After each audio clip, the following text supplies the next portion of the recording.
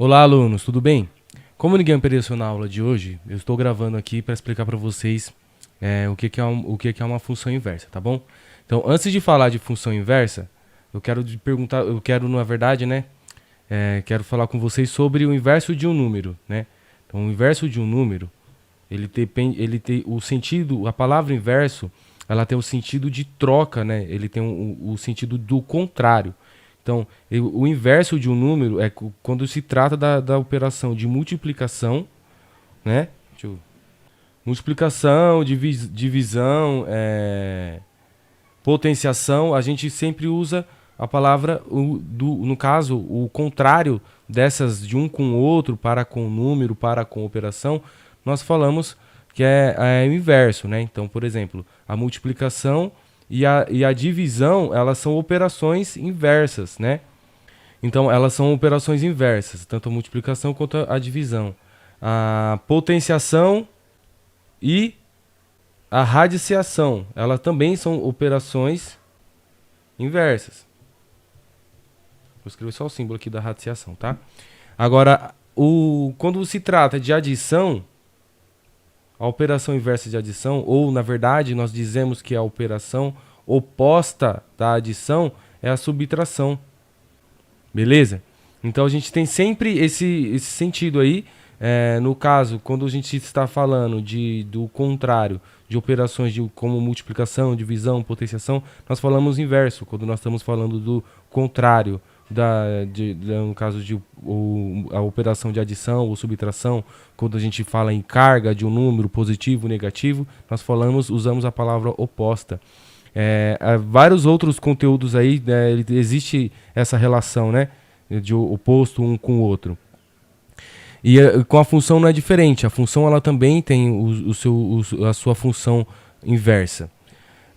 Eu vou dar um exemplo aqui do inverso do número 7. O inverso do número 7 é o 1 sobre 7. Porque qual que é o critério? O critério é, quando você faz a operação de um número com o seu inverso, no caso a operação de multiplicação, tem que ser igual ao elemento neutro, né? Então 7 vezes 1, então aqui é como se tivesse 1 aqui embaixo, né?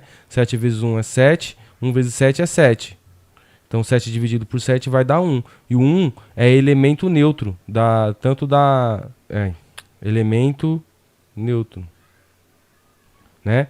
Então quando você faz a operação, você chega no elemento neutro. Agora aqui, ó, quando você faz a operação da adição, no caso, o 8, qual que é o oposto de 8? É o menos 8.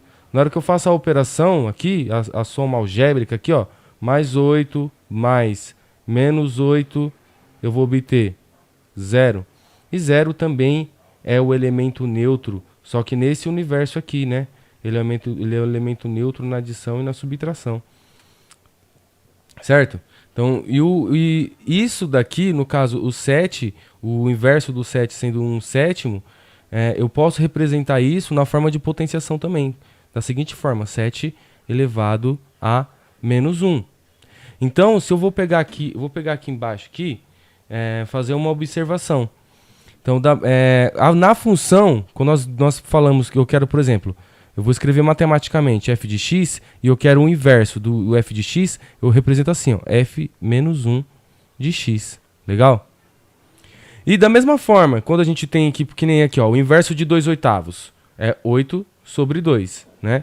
Então, ou seja, existe um procedimento aqui, né, ó, que a gente inverte aqui, né? Então, aqui 7 sobre 1, né? Então, o de baixo foi para cima, o que está em cima foi para baixo. Houve uma metodologia para fazer isso. E quando você chega num resultado, do contrário do número, do inverso de um número, você chega em um número diferente, né? Porque o 7 e o sétimo, eles são números diferentes. O 2/8 e o 8/2, eles também são números diferentes. E eles por si só já está implícito, né, que são coisas diferentes. Agora, quando eu represento uma função, eu vou obter também uma função diferente. Eu posso chamar essa função de um outro nome. Eu não posso mais chamar ela de f de x, porque que nem aqui, ó, f de x é essa função aqui. Então, quando terminar o processo de fazer uma função inversa, eu vou chegar numa função nova. E essa função nova, eu posso representar ela por outro nome, tá? Então, e tem um passo a passo na apostila de vocês aí para mostrar como que se faz para poder descobrir uma função inversa. Então a função inversa então aqui está na página 23. Então da página 23. Essa função inversa, ela tá escrito aqui, né, g de x, o que eu acabei de comentar aqui, ó, que eu fiz aqui, ó. Tá escrito bem aqui bem no começo aqui, ele fala a definição. Aí logo em seguida ele fala, né, que ó, f de menos 1 de x é igual a g de x. Ou seja, o que ele quer dizer com essa frase aqui? Ele quer dizer que quando você tiver a função inversa, essa função ela vai ser uma nova função, com outra sentença matemática. E só existe função inversa de funções do tipo bijetora, né? Ou seja, que quando você tem todos os elementos do domínio, tem um representante, um único representante no eixo, no conjunto imagem, né? Então aquele que a função bijetora é essa, é quando não sobra nenhum aqui. E quando você também não tem, enfim, né, os resultados. Então tem que ser sempre bijetora. Só existe função inversa de função bijetora. Beleza? Então eu tenho aqui, ó, f de x igual a 2x menos 3. E o primeiro passo aqui, aí, logo em seguida, tem aqui, ó, processo de inversão, regra prática, na apostila, na página 23. Aí tem um primeiro passo. Então o primeiro passo é você trocar o f de x por y. Então fica assim, ó, eu troco o f de x e represento por y, né? Já foi dito em aulas anteriores que isso daqui são duas formas de representar a mesma coisa, tá? Então, ou represento y igual a 2x menos 3, ou f de x igual a 2x menos 3. Se estivéssemos online, a gente ia discutir um pouco mais sobre isso, do porquê, mas isso faz sentido com o aluno, né? Sozinho não faz muito sentido. Então, o segundo passo é substituir x por y, ou seja, trocar aonde está x passa a ser y e onde está y passa a ser x. Então fica assim, ó, troquei o x por y. Então 2x igual 2y menos 3. Terceiro passo, ele fala assim, isolar o y, ou seja, fazer a equação do primeiro grau, né? Então fica assim, eu vou pegar e vou passar o menos 3 para o lado de cá, né? Então fica x mais 3 igual a 2y. X mais 3, eu vou passar o y agora, né? O 2 agora que está multiplicando, passa para o lado de cá com a operação inversa, passa dividindo. Então logo eu tenho a minha nova sentença aqui, né? Ó, y igual a x mais 3, x mais 3 sobre 2. E por último, o quarto passo. Então, o quarto passo é trocar o y por...